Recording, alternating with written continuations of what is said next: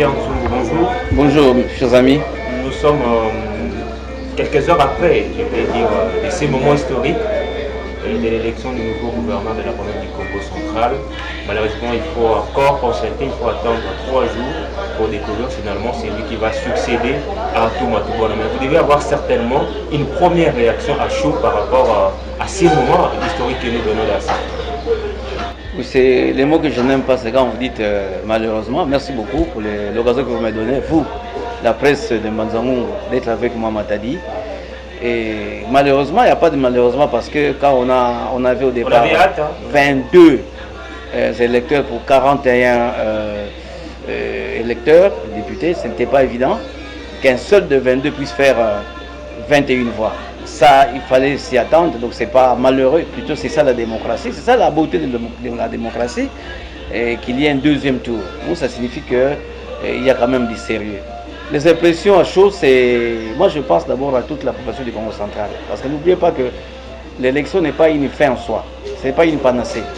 Vous savez, d'aucuns, les oiseaux des mauvais augures ont dit que si tel ne passe pas, le Congo central va être engouffré dans l'océan.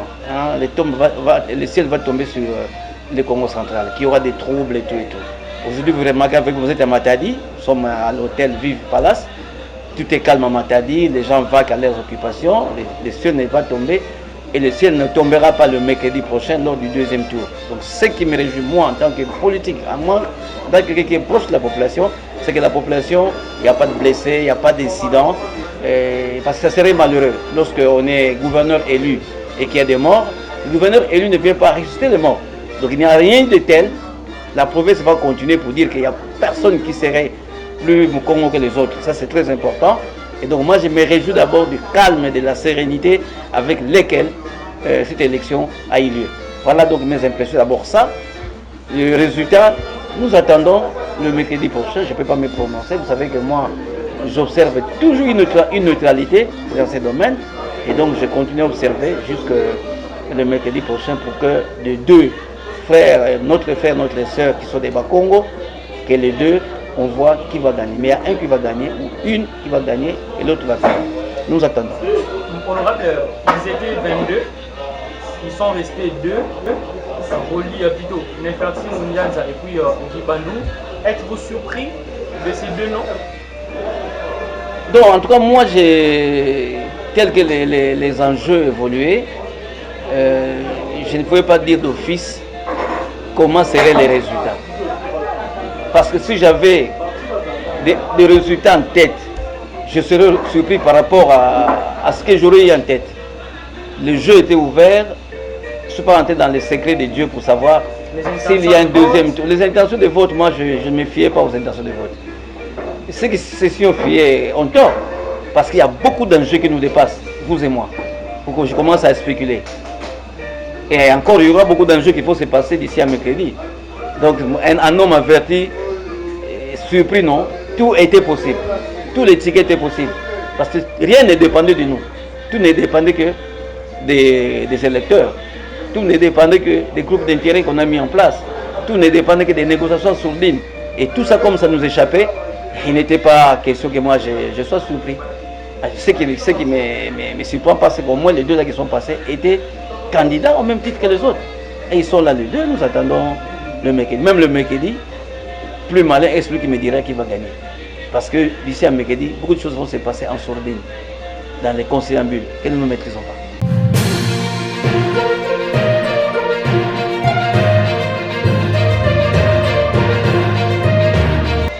En tout cas, estime que cette élection, la corruption qu'il y a eu à Réunion. Donc il faut être prudent. Vous savez, la corruption, c'est sournois. Et souvent, il est difficile de prouver la corruption. Parce que la corruption ne se fait pas au grand jour. C'est de la sorcellerie.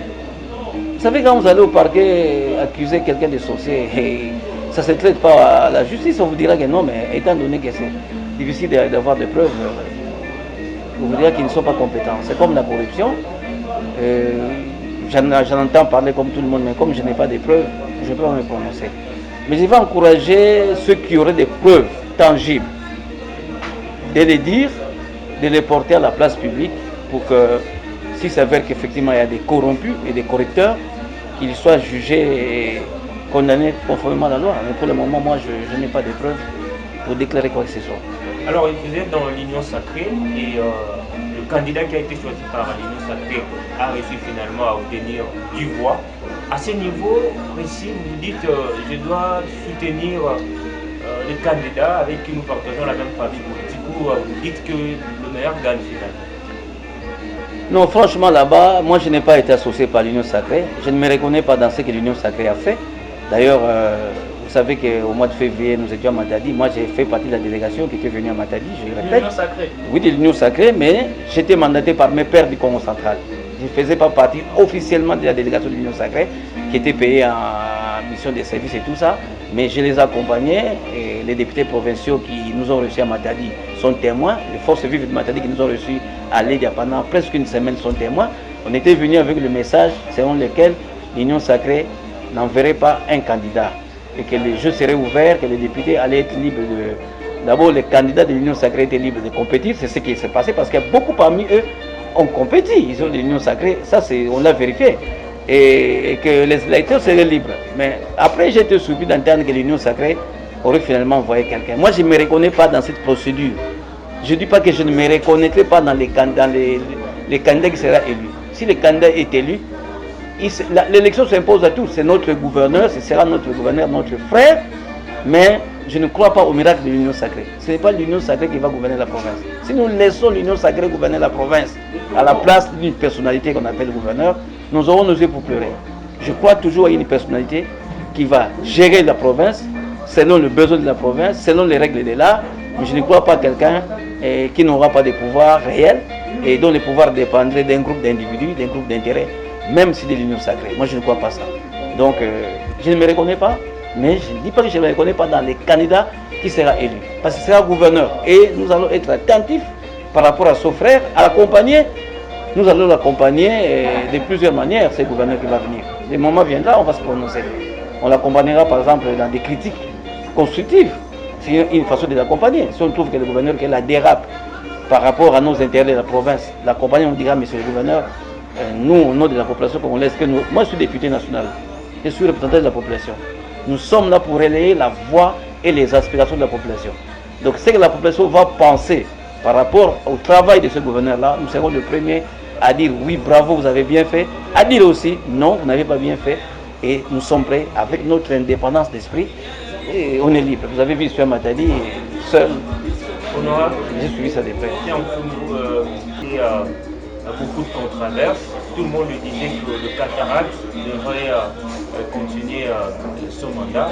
Mais là, quoi qu'il en soit, quoi qu'il arrive, c'est le cataracte qui vont continuer leur oui, puisque les gens sont divisés, les gens sont poussés Makokomata, tous ceux familles Makokomata, qui pour moi a depuis le royaume Congo une dimension sociologique et historique. Mais nous, les politiciens, nous l'avons habillé pour lui donner une connotation politique pour des raisons égoïstes, pour des raisons de partage des pouvoirs.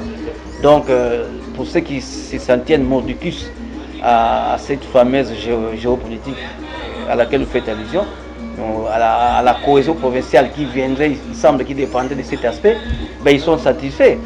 Comme les deux sont des cataractes, et que nous avons un président de l'Assemblée qui est de Lukaya, et nous avons certainement un vice-gouverneur qui sera du Bas-Fleuve. Je ne connais pas très bien les colistés des deux candidats, je ne sais pas s'ils sont du Bas-Fleuve. Eh bien, ça sera bien ça sera bien pour toute la province. C'est que quoi que la cohésion passe par là, c'est bien. Mais la cohésion pour moi ne passe pas par là. La cohésion ne passe pas par là. Les gouverneurs qui viennent, je répète, s'il est des cataractes, il sera forcément des cataractes. La dame ou les messieurs, ils seront des cataractes. Mais une fois à Matadi, ils ne seront pas seulement gouverneurs des cataractes. S'ils sont seulement gouverneurs des cataractes ou de leurs territoires respectifs, la cohésion ne sera pas là. Parce que les districts qui ne seront pas servis, il y aura des frustrations. Donc la cohésion doit venir, les gouverneurs doivent avoir des coups de frein, doivent avoir une idée de la province. Ce n'est pas que non, nous les cataractes, c'est notre tour. Notre tour par rapport à quoi? Les pouvoirs modernes, la gestion du pays ou de la province, ce n'est pas la tontine, ce n'est pas les Likelema. Pour dire que c'est moi qui prends, les mois souvent c'est l'autre. Non, il ne faut pas que le futur gouvernement tombe dans ces panneaux-là.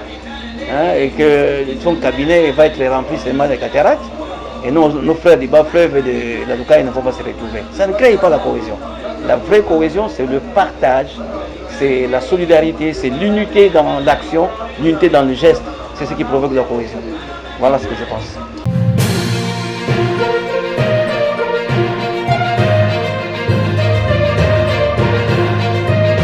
Honorable Théantoumou, le second tour aura lieu le mercredi prochain. Avez-vous un message particulier à lancer aux députés provinciaux qui vont élire le nouveau gouverneur? Un message particulier à ces deux candidats et puis pourquoi pas à la population du Congo central? Mais la population commence par la population du Congo central. À la population du Congo central de comprendre que nous devons continuer à garder les calmes. Surtout les partisans. Ça ne sert à rien de nous agiter. Les partisans doivent savoir que au moment, les partisans des deux candidats, parce que jusque-là, il n'y a pas de problème. Le partisan des deux candidats doit savoir que le mercredi prochain, il y aura un perdant et un gagnant. Et par des jeux démocratiques. Et donc, ils doivent garder l'esprit de sportivité.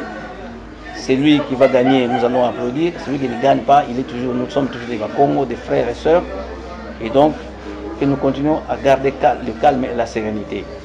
Qu'il n'y ait pas de troubles au Congo central, qu'il n'y ait pas de mort d'homme parce que quelqu'un n'a pas été élu.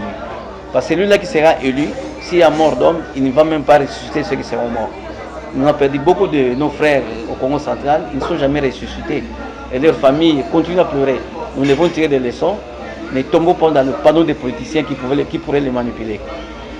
Aux deux candidats, je souhaite simplement bonne chance parce que là, ça devient la loterie, en dehors des enjeux qu'il y a là-bas, que le meilleur l'emporte dans la sérénité, que c'est lui qui va perdre plus aussi, perdre avec sportivité, et il restera toujours frère du Congo central. Les élus, les députés provinciaux, nous sommes à la croisée des chemins. Une fois de plus, toute la province, le sort de toute la province est sur leurs épaules. Si ils ne choisissent pas les meilleurs par rapport au profil, par rapport aux entraves de Kinshasa, par rapport aux compétences, s'ils ne tombent pas sur le meilleur, parce que parmi les deux, il y a toujours un meilleur. S'ils ne tombent pas sur le meilleur, c'est la province qui va perdre.